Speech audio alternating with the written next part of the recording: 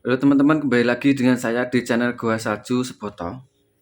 Teman-teman, sampean ya, barangkali sampean yang pengangguran atau kerja atau karyawan atau serabutan atau kantoran, mungkin bosan dengan kantor, mungkin terlalu enek di kantor ya, atau sampean mau mau bisa merintis usaha pertama. Nah, jadi untuk usaha kecil, untuk usaha eh, dari tempat sampean masing-masing. Apakah sampean di kota, apakah sampean di kampung, apakah sampean itu dimanapun sampean bertempat di situ. Kalau tips saya untuk usaha pertama, untuk usaha pertama sampean itu yang pertama tip dari saya itu jangan terlalu berangan-angan terlalu tinggi. Contohnya sampean pengen usaha kafe, kemudian nanti targetnya rame tiap hari 50 orang, keuntungan 500 sampai 1 juta setiap harinya. Atau sampean mau usaha cucian mobil, cucian motor, targetnya sehari 20 motor, 30 motor. Kemudian sampean spekulasi dengan modal besar. Spekulasi dengan modal 50, 100 juta. Hidroliknya 2, mesinnya sekian sekian sekian, langsung diborong. Nah, bukan begitu teman-teman. Untuk usaha pertama sampean itu sebenarnya tidak memerlukan tidak terlalu memerlukan hal yang begitu besar seperti itu, enggak. Ya. Jadi dibutuhkan untuk usaha pertama sampean itu yang pertama itu justru kemauan untuk merintis usahanya. Kemauan untuk membuka usahanya sesuai kemampuan sampean. Nah, jadi berani untuk membuka usaha sampean, usaha pertama, ya, usaha kecil sampean pertama, itu merupakan satu yang plus yang lebih. Ya, jadi tip yang pertama jangan berangan-angan terlalu tinggi. Yang kedua, tip dari saya, saran dari saya itu sampean banyak belajar tentang promosi. Karena betapapun besar usaha sampean sudah buka usaha gede, modalnya besar. Cucian mobil, cucian motor modalnya 50, 100 juta.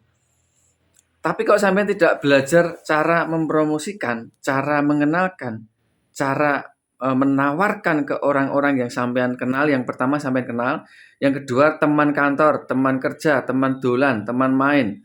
Yang ketiga, sampean harus memetakan pangsa pasarnya. Ada PNS, ada orang bisnis, ada orang kantoran, ada karyawan bank, ada pelajar. Kemudian juga ada eh apa ya?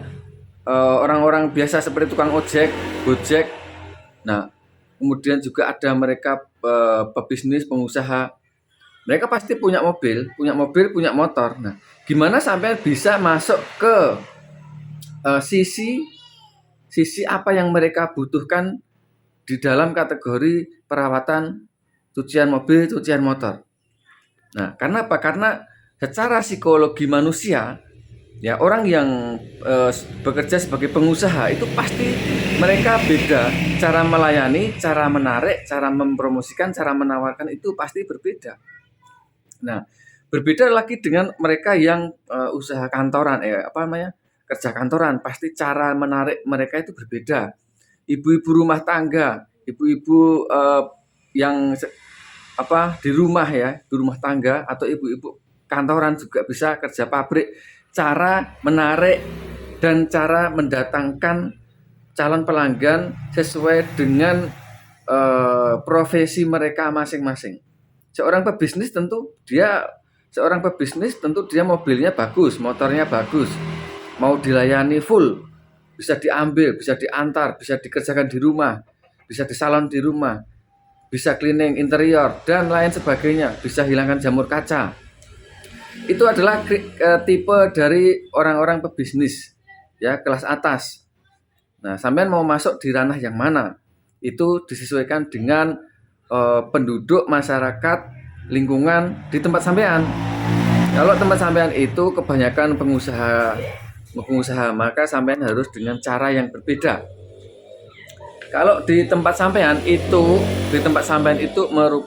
mungkin populasinya manusia, orang itu kalangan buruh pabrik, yaitu juga beda. Kalangan pelajar, kalangan karyawan BUMN misalkan, kalangan karyawan Pertamina, karyawan PT yang besar seperti Astra, seperti PT-PT yang besar, ya itu pasti berbeda cara menariknya.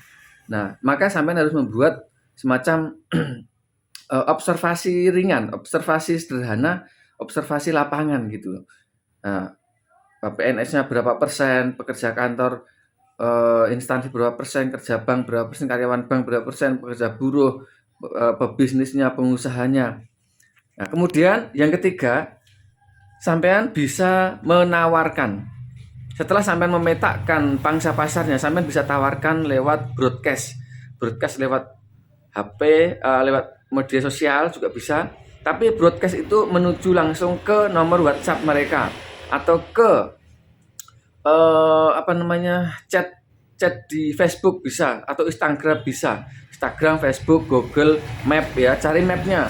Kalau pengusaha misalkan pengusaha bakso, biasanya mereka punya map ya, cari mapnya, cari nomornya, tawarkan. Nah, bisa begini. Tujuan mobil motor tempat kami siapa Pak Joko bisa begini. Nah, ada promo, ada launching kapan promonya kan gitu, disiapkan gitu teman-teman. Nah, yang ketiga ya, saran tip dari saya itu yang ketiga, sampean harus membranding atau men-setting tempat supaya menarik. Itu juga penting ya, tempat itu menarik penting, dan pelayanan dan juga ada fasilitas yang lain. Kenapa? Karena secara ya usaha cucian mobil motor itu kalau dibarengi dengan usaha yang lain, yang satu kategori itu masih bisa, seperti usaha cucian mobil, cucian motor, terus bisa cuci karpet, cuci ambal, bisa diambil, cuci karpet masjid, cuci karpet musola, diskon 50%, cuci helm, cleaning interior mobil, poles mobil, juga bisa, apalagi yang sekiranya sampean bisa tawarkan di situ. Laundry juga bisa, laundry ya. Laundry juga bisa ya teman-teman ya. Itu. Jadi ada tip pertama, kedua, ketiga, sampean nanti pahami pelan-pelan sebelum sampean membuka dan membooking mesin dari saya. Kenapa? Karena kalau hanya sekedar buka usaha saja banyak orang bisa bukanya, tapi menjalankan itu perlu strategi. Ya, menjalankan itu perlu strategi, perlu komitmen, perlu layanan yang lebih bagus, peningkatan kualitas, peningkatan sarana prasarana dan daya dukung, dan juga strategi marketing sampean menawarkan. Kalau sampean diam-diam aja ya, sampean cuman diam-diam aja buka usaha kemudian diam aja, sudah ada jelas-jelas di depan itu udah ada pesaingnya, sampean cuma diam aja, enggak menawarkan, enggak nge-share apa-apa, enggak broadcast, enggak pernah buat status, enggak pernah ngasih promo, enggak pernah ngasih hadiah, enggak pernah berkomunikasi, cuma diam di tempat usaha aja, ya enggak laku. Sekalipun itu laku paling ya 1, 2, 3, dan tidak akan bertahan lebih dari 1 tahun, 2 tahun. Maka strategi penawaran itu penting teman-teman ya, menawarkan. Jadi bahasanya menawarkan. Seperti orang-orang di pasar itu menawarkan, Bu, mau beli apa? Pak, mau beli apa? Silahkan dilihat-lihat dulu, silahkan diraba-raba dulu, dicoba juga boleh. Nah, kemudian ini ada bonusnya, ada ininya, ada itu, dan sebagainya. Teman-teman bisa seperti itu, lakukan seperti itu. Sampai sebagai marketingnya, sebagai pemegang usahanya harus bisa marketing. Syukur-syukur 1 tahun sampai punya karyawannya di training atau dikenalkan ke saya supaya nanti saya ajarkan sedikit banyak tentang pelayanan usaha cucian mobil, cucian motor di tempat sampean. Itu teman-teman. Jadi teman-teman 1, 2, 3 tips, 1, 2, 3 itu harus dipahami dulu.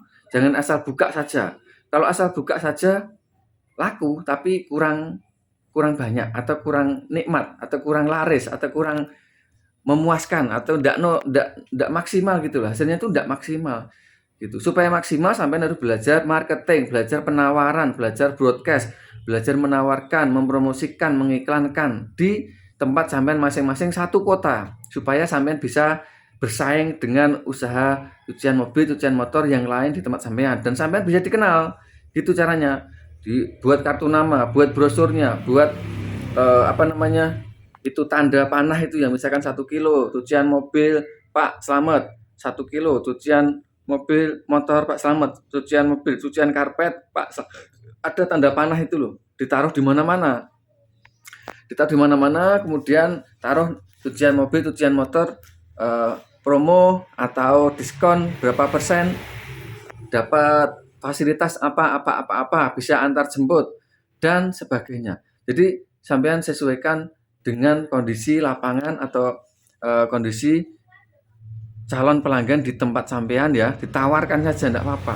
Ya, supaya banyak yang mampir, supaya banyak yang mengunjungi, supaya banyak yang tertarik.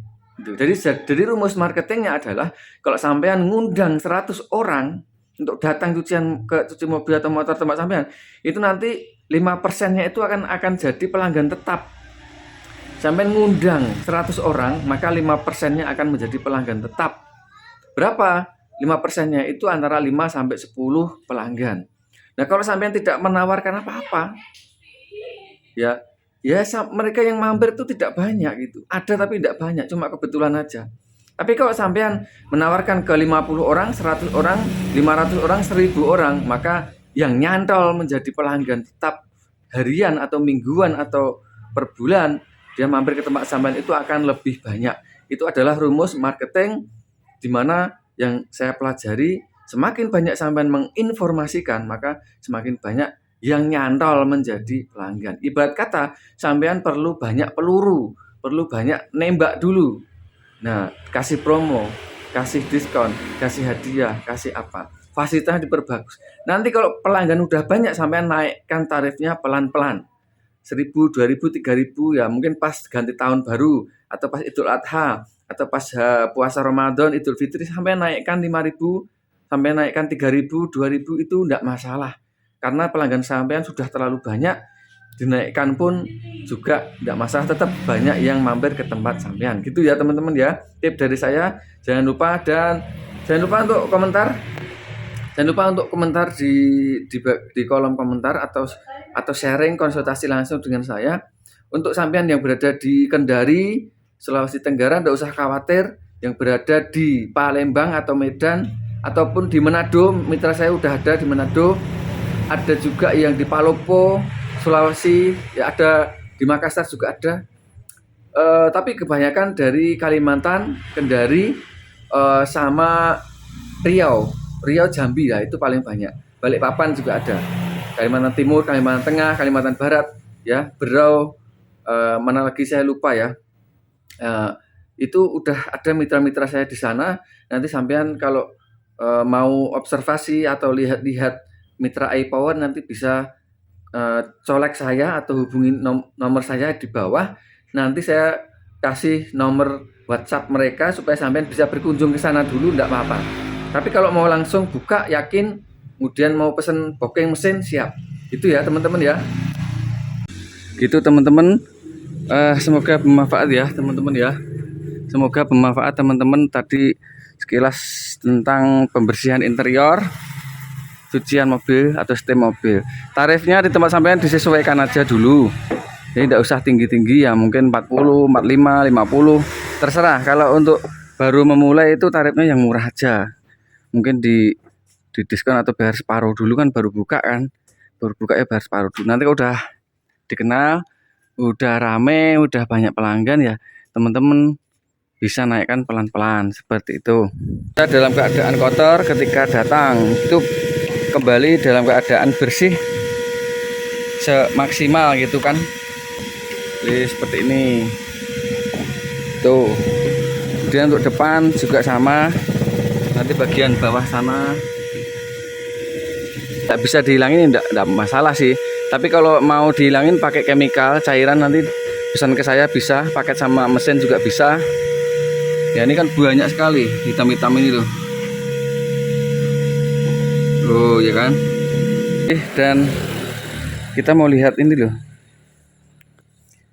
Banyak. Ya ini kan kelihatan lagi. Jadi ini aspal. Ini aspal. Ya, tapi pastikan cairan itu khusus aspal sama lem.